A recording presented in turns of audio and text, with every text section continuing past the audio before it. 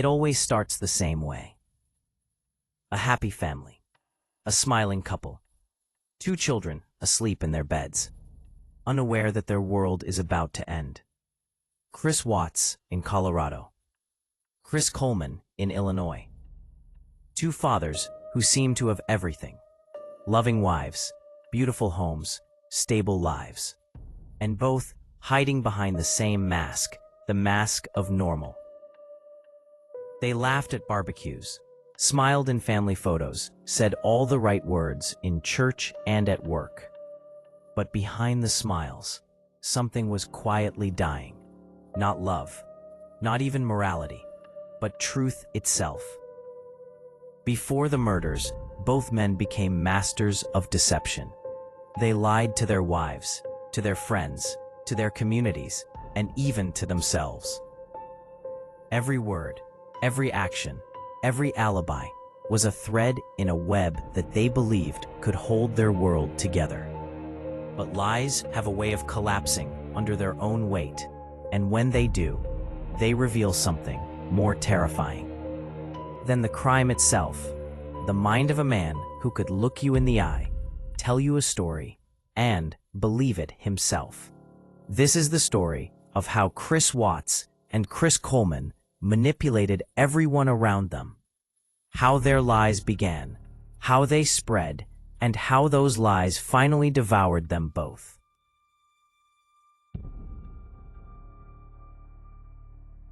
To understand the lies, you have to understand the calm, because neither man started with chaos. Both began with a life that looked ordinary, stable, comfortable, predictable. But that stability was exactly what they couldn't live with. Chris Watts was the quiet one, an introvert, a man who avoided conflict, who rarely spoke above a whisper. He married Shanann, a woman full of energy and drive. She loved posting family videos, showing their perfect life online. In those clips, Chris often appeared in the background, smiling, silent, agreeable. But that silence wasn't peace. It was repression. He resented the attention Shanann received, the way she controlled their finances, the way she led the family. He began to feel invisible, and instead of communicating, he retreated into fantasy. He built a secret self inside his own mind, one where he was free, desired, and admired. Chris Coleman, on the other hand, was the extrovert, loud, confident, disciplined, a man who commanded attention. He worked as the head of security for one of America's largest ministries, Joyce Meyer Ministries. His life revolved around image, clean-cut, faithful, moral. He preached loyalty, quoted scripture, and raised his sons in the shadow of his own perfection. But that image was a prison. Underneath, Coleman lived with growing resentment toward his wife, Sherry, a woman who had started to see through his performance. Their marriage was unraveling. He was having an affair with an old friend named Tara, and instead of ending his marriage honestly, he began plotting a new illusion, one that would make him appear as the victim, not the villain. Both men built their lives around the need to appear good. That need became their identity. It was their addiction. For Chris Watts, being the good husband meant staying silent, pretending everything was fine while secretly erasing himself. For Chris Coleman, being the good husband meant performing, keeping the spotlight fixed on his own righteousness. Different personalities, same sickness, a pathological fear of losing control over the image they built. Psychologists call it narcissistic maintenance, a condition where self-worth depends entirely on how others see you. When someone challenges that perception, when a spouse demands honesty, when reality doesn't match the fantasy, the narcissist doesn't adjust. He lies. In both households, the cracks began small. Watts started distancing himself emotionally, spending more time at work, less time at home.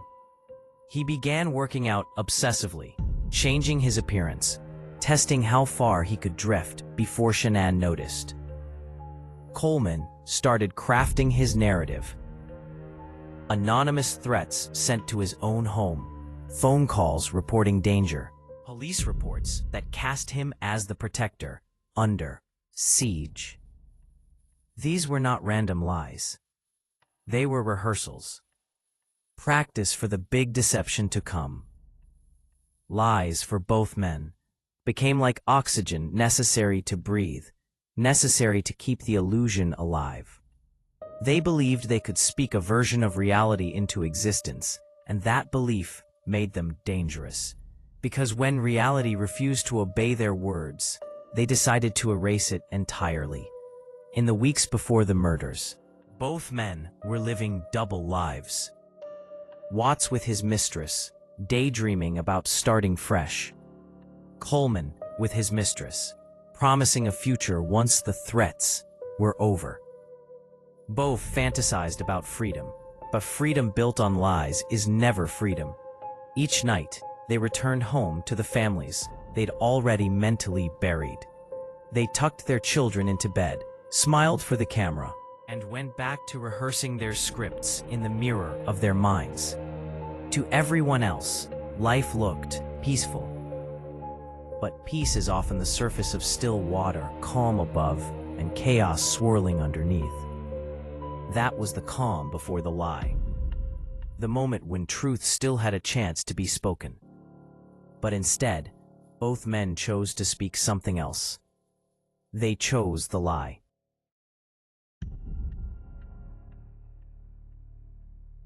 A double life doesn't begin with crime.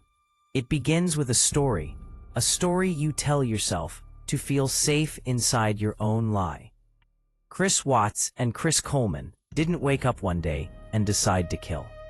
They began by pretending. Pretending they were fine. Pretending they were loyal. Pretending they were still men of faith and family. And the longer they pretended, the more they began to believe their own fiction. Chris Watts' double life began quietly, almost invisibly. To the outside world, he was still the calm husband mowing the lawn, playing with his daughters, smiling in Shanann's videos. But behind that calm face, he was texting another woman. Her name was Nicole Kessinger. She saw him as a gentle man, quiet but passionate, strong but thoughtful. She didn't see the silent resentment he carried for years. And he didn't show it. In her eyes, he was perfect. In his own mind, he finally was. For the first time in years, he felt powerful. He wasn't the passive husband or the quiet father. He was the man he'd always wanted to be, admired, desired, free. But this fantasy came with a cost. To live it, he had to erase everything that reminded him of what he'd become, the debts, the marriage, the responsibilities. He began detaching from reality, one lie at a time. He told Shanann he was busy when he wasn't. He told friends things were fine when they weren't. And he told himself that everyone would be happier if he simply started over. That's the most dangerous lie of all. The one that sounds like mercy. Chris Coleman's double life looked different, but followed the same pattern.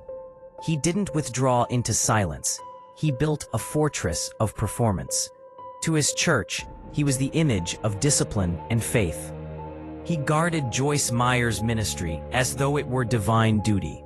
He prayed in public, smiled in sermons, quoted scripture with precision. But behind that holy mask was a man collapsing under his own lies. He had begun an affair with Tara Lentz, a woman from his past who rekindled his ego. She adored him, believed in him, called him her future. And he promised her everything, a new house, a new life, a new start. He told her he was leaving his wife, that it was just a matter of timing. That timing became his obsession. Every week, he grew more anxious to make the fantasy real. But divorce would destroy his reputation. his job, his identity. So he constructed a new story that someone wanted him dead. He began sending himself emails. "I'm watching you. I'm coming for your family." He wrote threats about his own wife and children, creating a fictional villain to hide the real one. When the police came, he played the part perfectly. The concerned husband, the brave protector, the man of God under attack. Every lie he told made him look more innocent and more in control. He didn't just fool others, he fooled himself. Both men had now crossed the same invisible line. They weren't using lies to escape guilt anymore. They were using lies to build new worlds. For Watts, it was the world where he could live without responsibility. For Coleman, it was the world where he could sin without consequence. And in both worlds, the truth became the enemy. They didn't just hide from it, they hated it. As the weeks went on, the separation between their two selves, the public husband and the private dreamer, grew wider. Chris Watts started sleeping less, eating less, losing weight rapidly. He began preparing physically for the man he imagined he'd become: single, desirable, confident. He stopped replying to Shanann's messages. When she asked if he still loved her, he said, "I don't know." They were a test, testing how far he could push the truth before it pushed back. Chris Coleman took it even further. He was no longer lying reactively. He was orchestrating lies proactively. He warned his church about the threats. He coordinated with police about security measures. He created an entire narrative of danger, not realizing he was leaving digital fingerprints everywhere. To him, it was perfect. Every lie made him look more heroic, more devout, more deserving of sympathy. But to investigators, it was too perfect. And perfection always leaves a trace. Psychologists describe this stage as the split personality phase of narcissistic pathology. It's when the false self begins to dominate the real self. The person becomes addicted to performance, so much that truth feels like an attack. Both Watts and Coleman began treating honesty as betrayal. Anyone who questioned them became an obstacle. Wives, friends, co-workers all became threats to the fantasy. And when the fantasy started to crumble, both men faced the same choice: confess and lose everything, or lie harder. They chose to lie harder. For Watts, that meant showing up on television, pretending to care about a family he had already destroyed.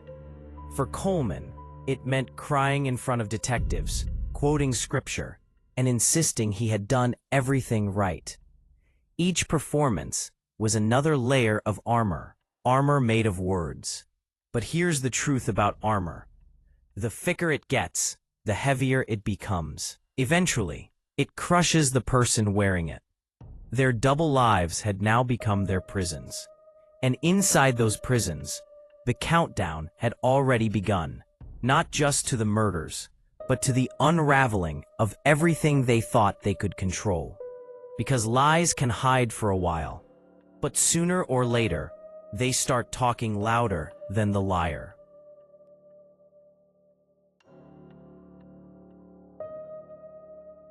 Lying wasn't just something Chris Watts and Chris Coleman did. Chris Watts had a quiet charm, the kind that makes people underestimate him. He wasn't loud or aggressive. He was calm, patient, almost soft. He used silence as camouflage. When Shanann posted their family moments online, the birthday parties, the vacations, the "we're so blessed" captions, Chris played along. He hugged, smiled, and nodded, saying all the right things, doing all the right moves. But silence, in his case, wasn't peace, it was strategy. He learned how to blend in, how to appear harmless. It's a skill psychologists call adaptive mimicry, when a person unconsciously mirrors what others expect to see, not out of empathy, but out of self-preservation. When Shanann spoke passionately, he smiled. When she cried, he hugged her. He performed emotion without feeling it. To those who knew him, he was the perfect husband. To himself, he was an actor in a script he was slowly rewriting. Behind that mask, he was already building his alternate world, one where he was single, free, and desirable. He changed his wardrobe. He started wearing cologne again. He began rehearsing excuses for his absences, testing how far he could stretch truth before it tore. Chris Coleman's performance was louder, polished, a production. He didn't hide behind silence. He commanded the stage. As head of security for a megachurch, he had learned how to project sincerity. He knew how to cry at the right moment, how to show righteous anger, how to turn emotion into authority. He performed not just for people, he performed for God. When the fake threats began, he used his position to amplify the drama. He told pastors, police, friends, "Someone is targeting me because of my faith." He quoted scripture about persecution. He played the role of Job, the righteous man tested by suffering. Every interview, every tear, every prayer was part of the same lie. He wasn't protecting his family. He was protecting his image.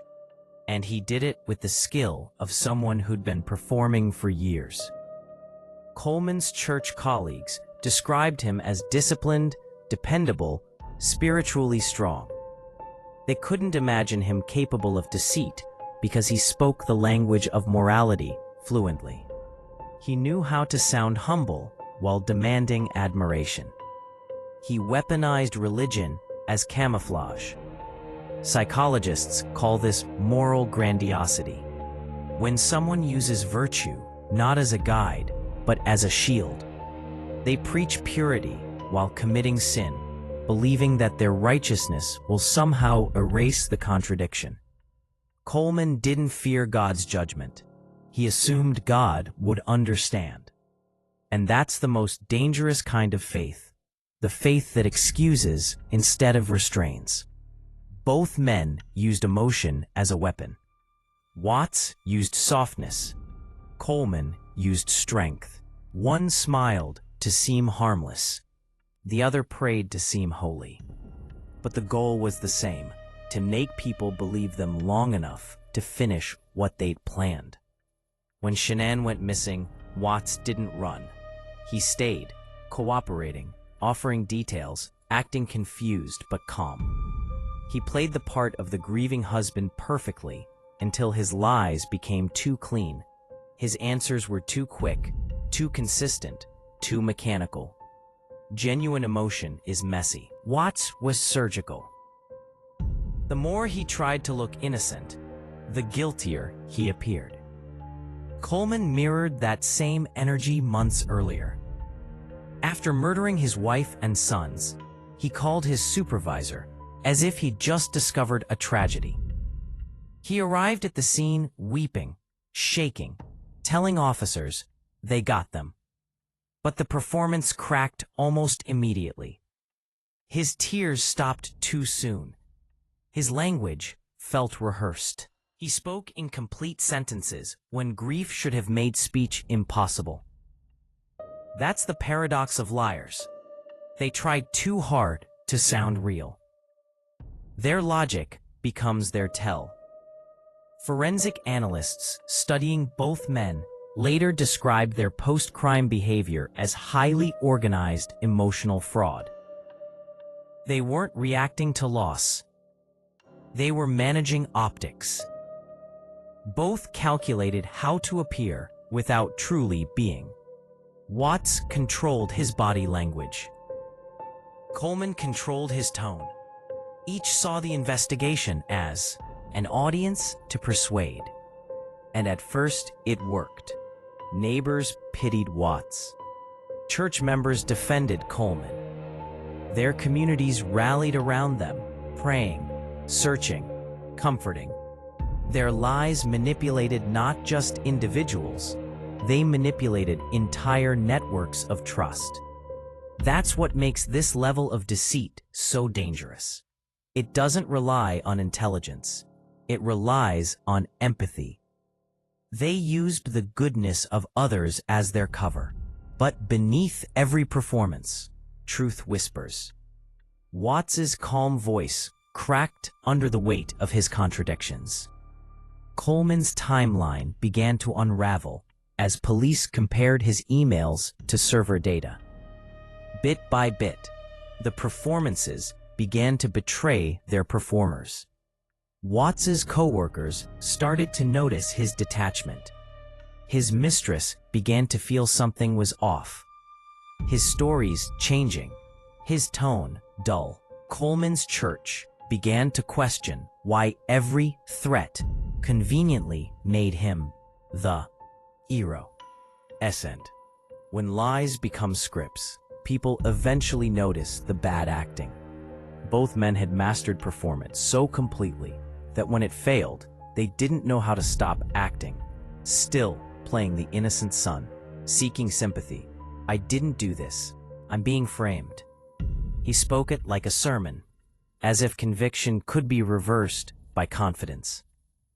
Their downfall wasn't confession. It was exposure. Because no performance lasts forever, not when truth is watching. Their lies weren't mistakes. They were rehearsed productions of identity. For Watts, the quiet charmer who used calmness as camouflage. For Coleman, the righteous man who hid evil behind devotion. Two actors, two stages, two illusions collapsing under the same spotlight. And as the curtain fell, neither realized that the show had ended long before the applause.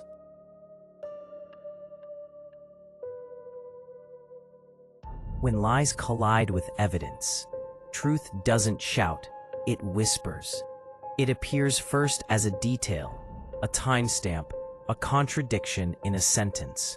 Then it grows louder, until even the liar can't drown it out anymore. For both Chris Watts and Chris Coleman, their performances were strong, but not flawless. And it was those tiny cracks, invisible to the untrained eye, that investigators turned into doorways to the truth. Chris Watts, the calm before the collapse. In the days after Shanann and the girls were reported missing, police noticed something strange about Chris. He wasn't frantic. He wasn't desperate. He was controlled. He gave interviews on his front porch, his arms crossed, eyes scanning the reporters. He repeated phrases like, "I just want them back." But there was no urgency, no tremor in his voice. It was as if he were describing a news story, not living one. Detectives noticed inconsistencies immediately, and that he had last seen her sleeping. But the doorbell camera footage showed no one leaving the house afterward. Phone data showed no outgoing calls, no messages. And her car, still in the garage with the children's car seats inside. That's not how a mother runs away. When investigators interviewed him at the station, Watts maintained calm eye contact, smiled, and spoke in short, rehearsed sentences. He avoided emotion, steering every question toward logistics: where he worked, when he left, who he talked to. It was all precision, no pain. But detectives noticed a pattern. When the topic of his wife came up, his speech quickened. When they mentioned his daughters, his body stilled. He blinked rapidly. His breathing shifted, micro expressions that no actor can fake. The moment they mentioned his mistress, his pulse changed. That was enough. Investigators brought in a polygraph examiner, a woman named Tammy Lee. She asked him simple questions. Do you know where your family is? Did you cause Shanann's disappearance? Are you lying about what happened? Each answer came soft, almost bored. But the machine recorded what his face did not. The deception indicators were clear. When she leaned in and said, "You did not pass this test," his mask cracked. Not from guilt, from panic. The performance was over. Minutes later, Watts asked, "Can I talk to my dad?" And that was when the confession began. A half-truth told through tears. He claimed he killed Shanann only after she hurt the girls. But investigators had already found GPS data from his work truck that would prove otherwise. Forensic truth doesn't care about emotion. It cares about movement, data, sequence, fact. The evidence began speaking louder than his words, and the more he tried to explain, the quieter his lies became. Chris Coleman. The manufactured tragedy. Chris Coleman thought he was smarter. His plan was elaborate, layered with religious theatrics and digital deceit. He'd been sending anonymous threat emails to his own house for months, claiming that haters of God were going to destroy his family. He told the police he was being stalked because of his job. The church supported him. The police believed him at first. Then came May 5, 2009. Coleman left home early for the gym. When he returned, his wife and 2 sons were dead, strangled in their beds. He dialed 911, his voice breaking, telling dispatchers they're not breathing. He sounded emotional, but the timeline didn't make sense. Security cameras from the neighborhood showed his vehicle leaving later than he claimed. Phone records showed text activity inconsistent with his story. And most damning of all, the threat emails came from his own laptop, using his home internet connection. He'd built a digital trail straight back to his own door. When confronted, Coleman didn't flinch. He folded his arms, leaned back, and said, "You're wrong." Even as the evidence mounted, he refused to break character. Psychologists reviewing his interviews later described his tone as righteous indignation. He wasn't shocked to be accused, he was offended. To him, truth was irrelevant. Belief was everything. Detectives methodically tore down his story. They traced timestamps on the emails, cross-checked his cell tower pings, analyzed the rope used in the murders, a rope identical to one found in his garage.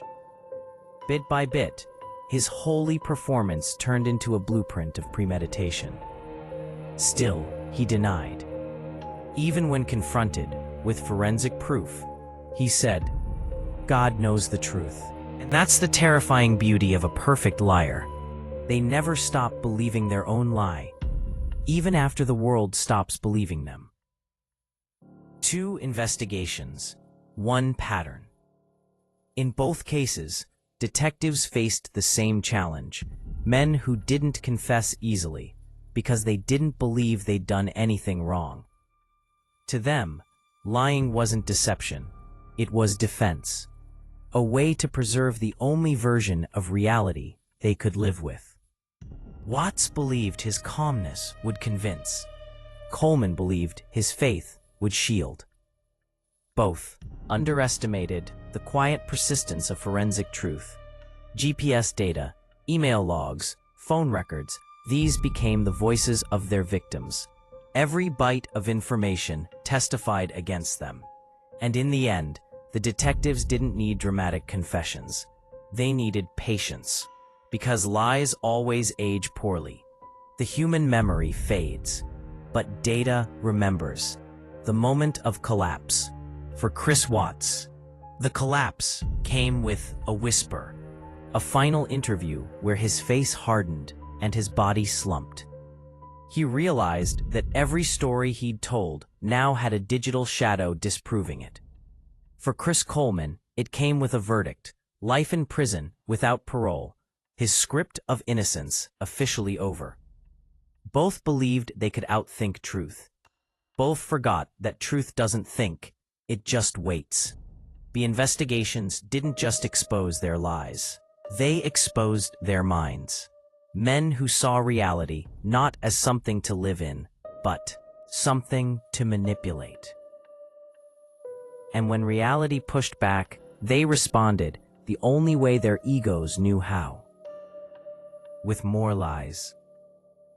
Until there was nothing left to protect but the emptiness inside.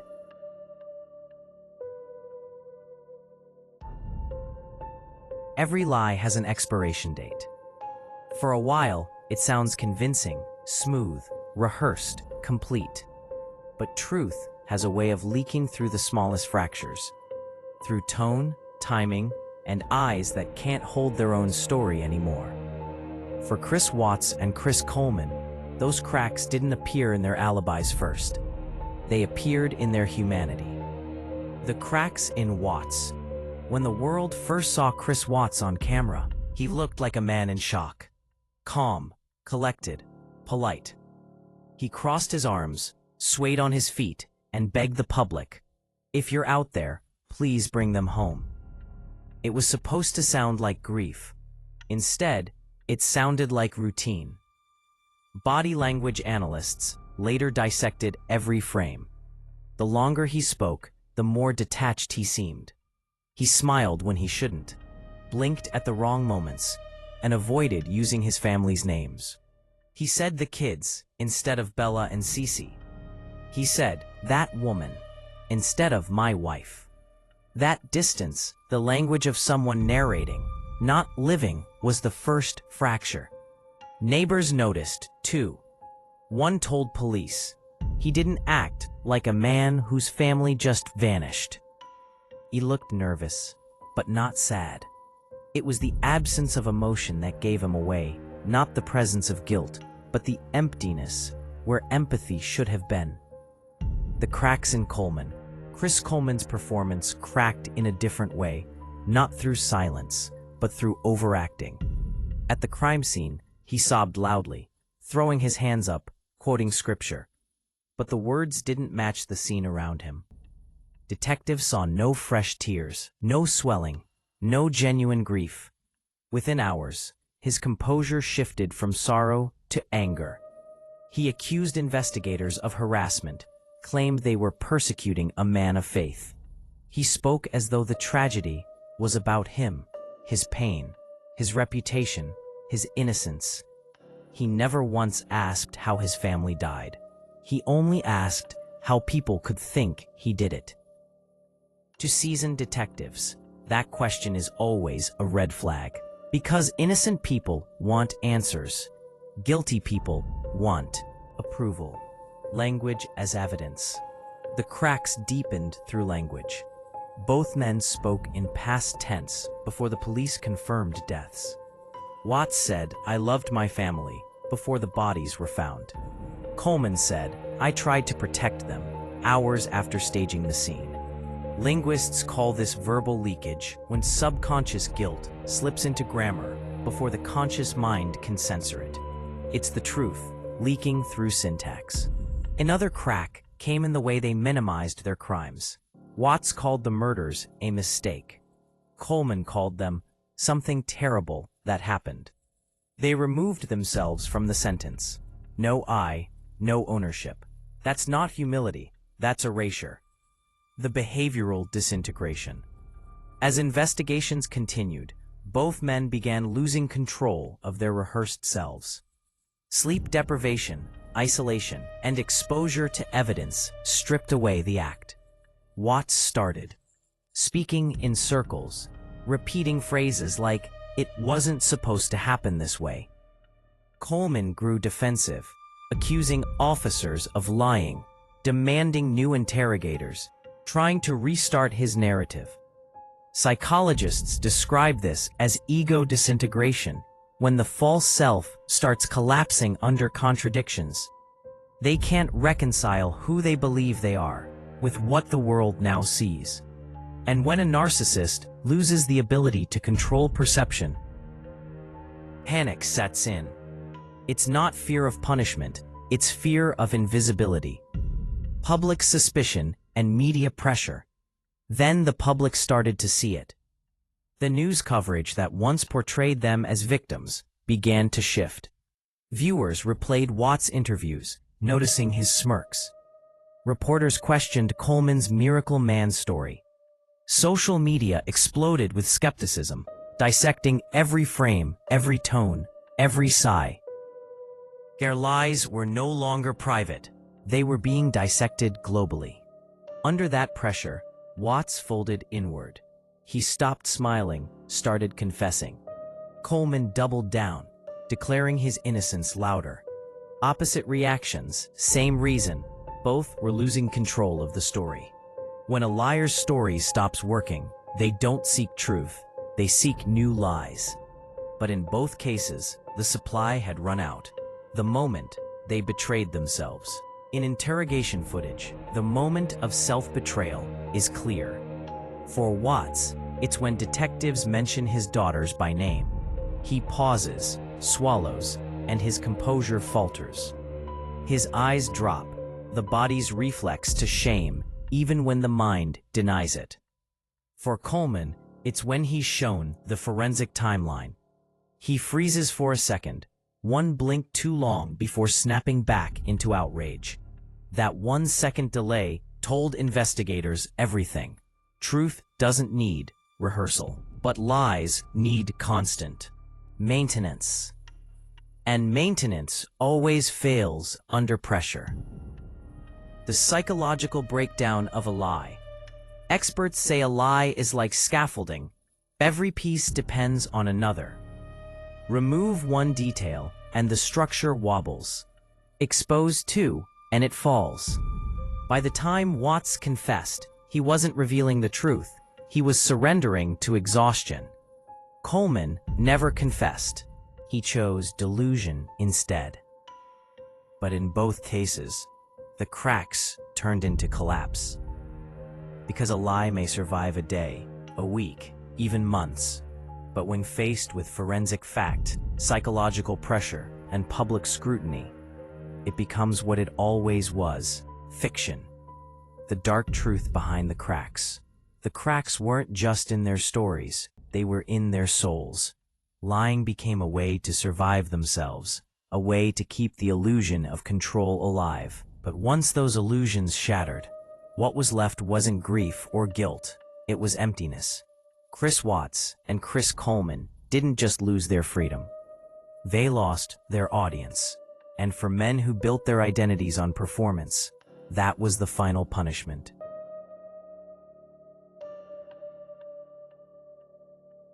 Every lie has a heartbeat. It doesn't just live in words, it lives in the mind, the body, and the nervous system of the person telling it. And for men like Chris Watts and Chris Coleman, lying wasn't just behavior, it was survival. To understand their deception, you have to see lying not as a tool, but as a way of existing. For them, truth was never about honesty. It was about control. The architecture of a liar. Psychologists describe chronic liars as architects of perception. They build emotional blueprints designed to shape how others see them. The more they are believed, the more powerful they feel. For Watts, power came from calmness, from being the nice guy, the quiet one, the dependable one. For Coleman, power came from image, the righteous man of faith, the protector, the moral example. Different approaches, same architecture. Both constructed self-images that others depended on. And once those images began to crack, they didn't repair them with truth, they fortified them with more lies. Because once a person builds their identity on perception, truth feels like death. The brain on deception. Neuroscientists studying chronic liars have discovered something chilling. When someone lies repeatedly, their brain begins to adapt. The amygdala, the region responsible for guilt and fear, becomes desensitized. Each lie triggers less emotional response than the last. The person starts to feel calm, even comfortable, inside deception. For Watts and Coleman, that's why lying came so easily. Their bodies had adapted to dishonesty. They could lie about the smallest detail, a time, a name, a feeling, without flinching. Not because they didn't know right from wrong, but because they had trained themselves to ignore the internal alarms. In time, that calm becomes confidence. Confidence becomes control, and control becomes addiction. Narcissism and self-delusion. Both men displayed traits of narcissistic personality disorder. Not vanity, but fragile grandiosity. They needed to believe they were good, even when doing evil. To achieve that, they built mental walls between their actions and their identities. This psychological compartmentalization allowed them to commit atrocities while maintaining the illusion of morality. Watts convinced himself he was acting out of mercy, freeing his family and himself from stress. Coleman convinced himself that he was a victim of temptation, that his actions were misunderstood, that God would forgive. This is called moral disengagement, when a person redefines wrongdoing as necessity. In their minds, they weren't destroying families, they were fixing problems. That's the ultimate form of deception, self-deception. Manipulation as emotional currency. Lying gave both men leverage over everyone around them. Watts manipulated through passivity, quiet compliance that made people drop their guard. Coleman manipulated through charisma, loud conviction that made people trust his confidence. Watts used empathy as camouflage. Coleman used authority as armor. But both turned emotional intelligence into manipulation. They studied the emotions of others, not to connect, but to control. When Shanann cried, Watts comforted her, not out of love, but to silence her intuition. When Sherry questioned Coleman, he countered with religion. You need to trust me. This is God's plan. Every word was strategic. Every lie was a transaction. In the mind of a manipulator, truth has no moral value, only strategic value. They tell whatever version of it keeps their world intact. The moment of self-loss. Over time, chronic liars lose track of the boundary between truth and fabrication. They begin to believe their own narratives, not out of delusion, but because it's easier than reconciling the damage. By the time Watts confessed, he was caught in cognitive dissonance. His brain trying to hold two realities at once, the loving father and the killer of his children. To survive that contradiction, he numbed one side of himself completely. Coleman went the opposite direction. He refused dissonance altogether. He maintained one narrative that he was innocent and erased all evidence to the contrary. Even after conviction, he still speaks as if his trial was persecution. Two strategies, one disease, the refusal to face oneself. The psychology of the mask.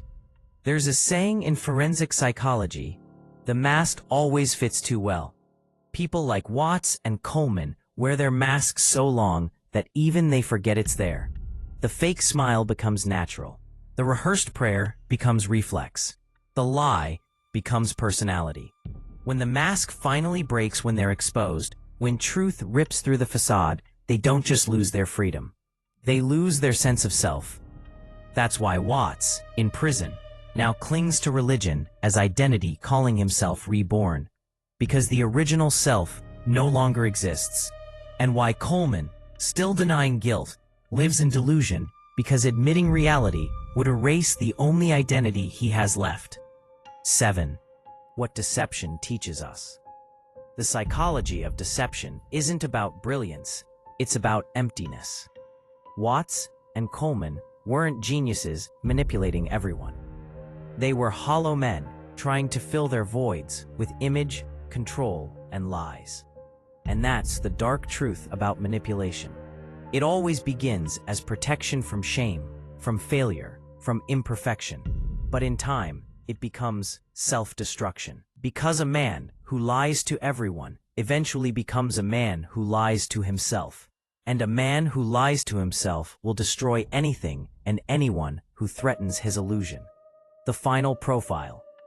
At their core, both Chris Watts and Chris Coleman shared the same psychological blueprint: narcissistic dependence on perception, chronic compartmentalization, loss of empathy through desensitization, emotional manipulation as a survival mechanism, self-deception as identity preservation.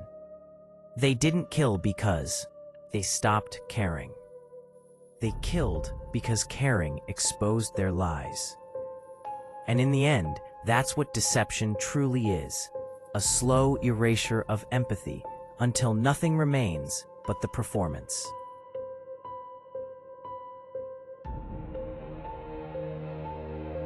When the lies finally stop, there's no sound, just silence, the kind that echoes inside prison walls, inside memories, inside the mind of a man who can't outrun what he's done.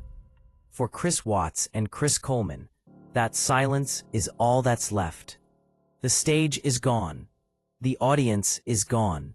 The performances are over. And what remains is the truth they spent their entire lives avoiding: the end of the performance. Chris Watts wakes each morning in a small cell in Wisconsin. The same walls, the same prayers, the same routine. He reads the Bible. He writes letters about redemption. He tells people he's been forgiven. But forgiveness is not the same as freedom. His calmness, once a mask, has now become his punishment. He doesn't scream, doesn't rage. He simply exists, repeating stories that make his reality bearable. He says he sees his daughters in dreams, that they talk to him, that they tell him they're okay. Whether it's guilt or delusion, no one can say. But even in his search for peace, he's still performing, this time for himself. Chris Coleman lives a different kind of lie, one of denial. At Menard Correctional Center, he continues to insist he's innocent. He blames the police, the media, even Satan himself.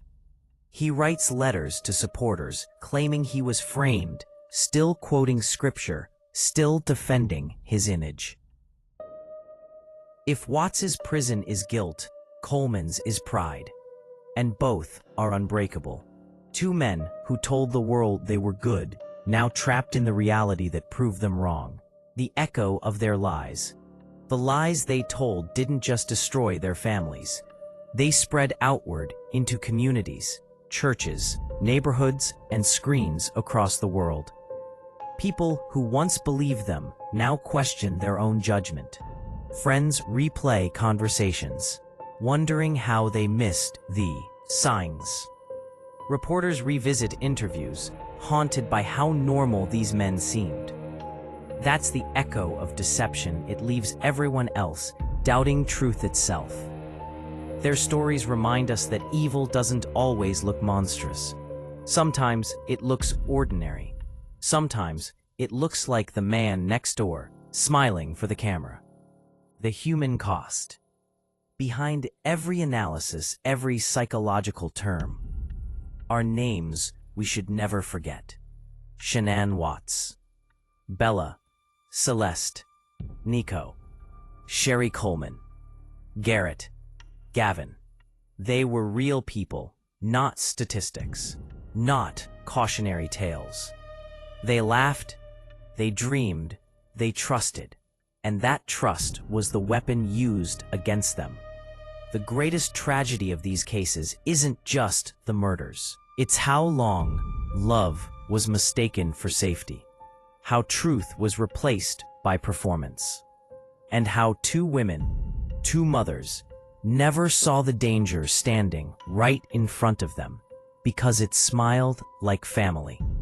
The psychology of truth. Psychologists say that lying, over time, erases the line between self and story. You become the lie. And when that lie collapses, so does your identity. That's what happened to Watts and Coleman. Their crimes were not just acts of violence. They were acts of identity, final, irreversible attempts to preserve an image that no longer existed. When truth finally caught them, it didn't come in rage or revenge. It came in data, in logic, in the quiet persistence of reality. Because truth doesn't chase, it waits. And when the performance ends, truth is still there, patient, unchanging, undefeated. Their lies teach us. Their stories teach us that control without empathy is corruption. That lies told for image become prisons for the soul. And that no matter how convincing a mask may look, time always unmasks the face beneath it. Chris Watts and Chris Coleman remind us that deception is not brilliance, it's fear. Fear of being ordinary. Fear of being seen. Fear of losing control. But truth, even painful truth, is liberation. And the people who live honestly, even imperfectly, are the ones who truly survive. The dark truth is simple. You can lie to the world. You can lie to your family. You can even lie to yourself. But you can't lie to time, because time always reveals what truth already knew. For Chris Watts and Chris Coleman, time was the one enemy they couldn't manipulate. Their lies ended, their control ended, and all that remains is the truth they tried to bury, the truth that outlived them. If this story made you stop and think, if it reminded you that not every smile hides kindness and not every prayer hides innocence, then subscribe to Dark Truths, True Crime Stories. Every week, we uncover the hidden psychology behind real crimes, the lies people tell, and the truths they can't escape. Like this video if you believe truth deserves to be told. Comment below which moment exposed the lie for you first. Share this story to remind others that evil often hides in plain sight. Your support helps keep these stories alive, not for fear, but for awareness. Because understanding darkness is how we protect the light.